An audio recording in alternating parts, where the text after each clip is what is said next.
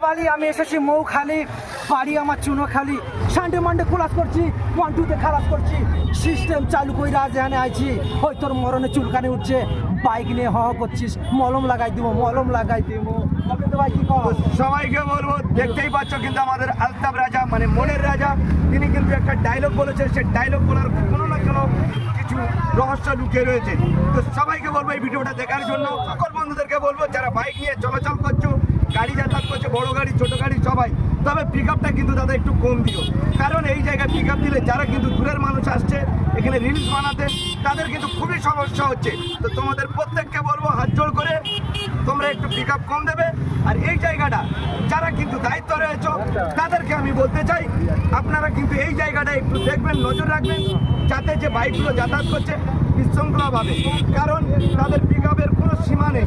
এমন এমন এক একটা জায়গায় এসে কিন্তু পিক আপ দিচ্ছে, সেখানে কেউ নেই।